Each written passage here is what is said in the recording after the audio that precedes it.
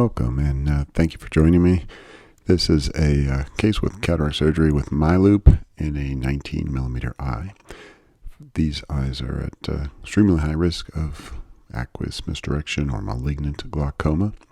This patient was in their mid-50s, had been having subacute angle closure attacks, very, very narrow angle, shallow. So we're going to take a few extra precautions.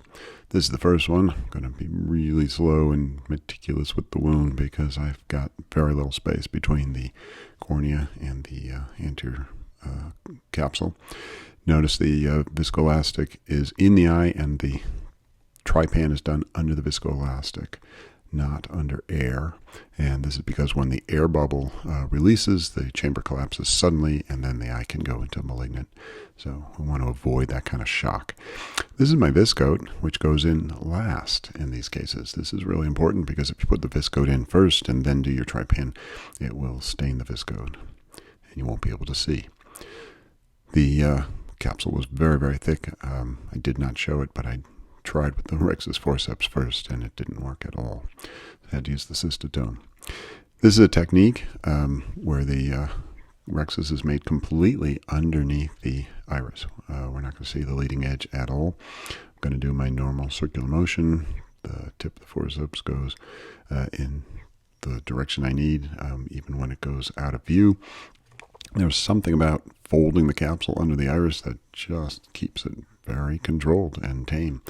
I first saw this technique by Dr. Joel Schumann in Boston, so thank you, Joel. I have been using it ever since. In this case, I did stop and refilled the chamber with viscoelastic because, again, these eyes are very shallow and there's always pressure coming back at you. So I wanted to make sure I had enough space to keep going. So once I finish this Rex's here, there we go. So it's relatively straightforward. Believe it or not, I know it can be disconcerting not to have visualization, but once you've got it down, it's actually extremely repeatable. I actually do several of these per month. So here I'm doing hydrodissection. I like to do a two-stage hydrodissection, both straight and Binkhorst curved.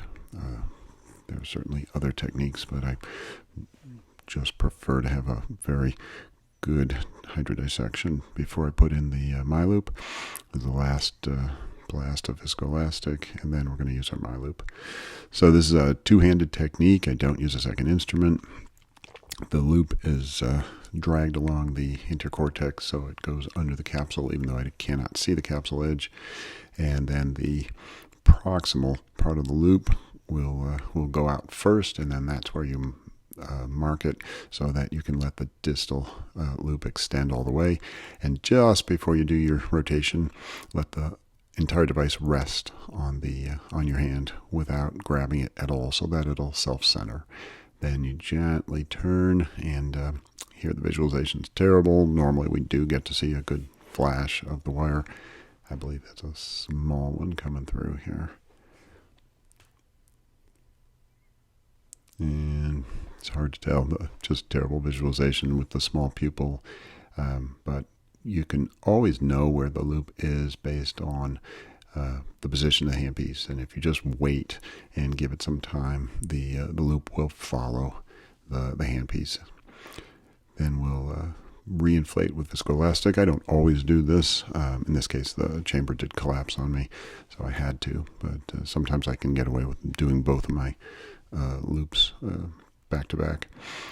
Here comes the auto rotation feature of the loop. I know it wasn't designed into it by the engineers, at least I don't think it was, but it's a wonderful feature, so you don't have to rotate at all. The wire will do that for you, and then you just go into a second cut, which will give you the quadrants. So once again, you may or may not see a little flash of that wire coming around the back end. And then I use a two-handed technique to one hand. There's the wire. One-hand technique to one hand to close the loop and the other to hold the device. It allows really excellent control. So now I'm going to speed this up. There's nothing unusual about this phacoemulsification at this point because we already have wonderful quadrants cut by the miLOOP. This is a Centurion machine, bevel down with standard chop settings. So we'll get the nucleus out pronto.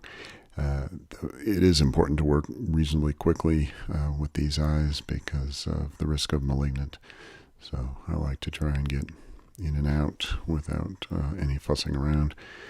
Now here's the handoff technique.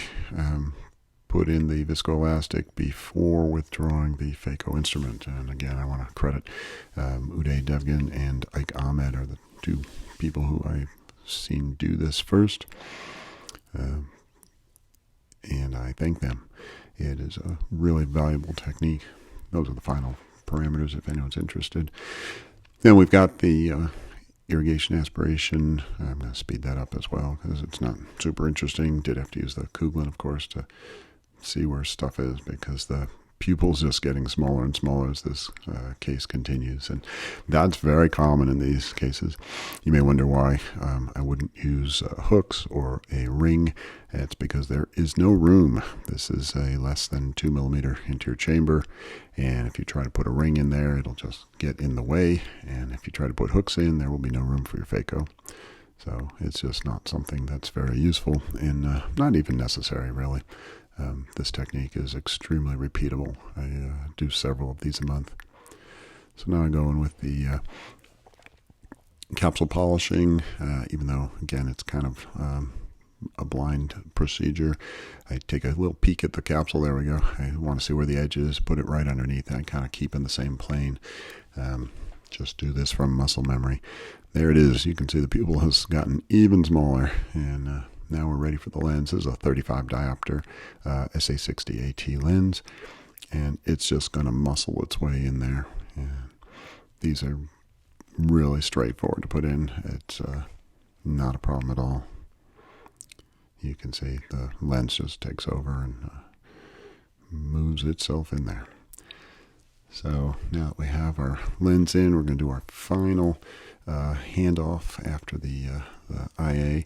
This is the hardest handoff to do because I can't use viscoelastic. So this one you have to go in with BSS as you're withdrawing the phaco tip. It's definitely the most challenging, and you really want to avoid the chamber shallowing at all costs because that's where these eyes can really start to give trouble with iris prolapse and go into full-on malignant. And if that happens, then I have a different video for you. So here we have it. Thank you very much for your attention. This is a 19 millimeter eye with cataract surgery using the miLOOP. I have no financial interest in any of the products mentioned.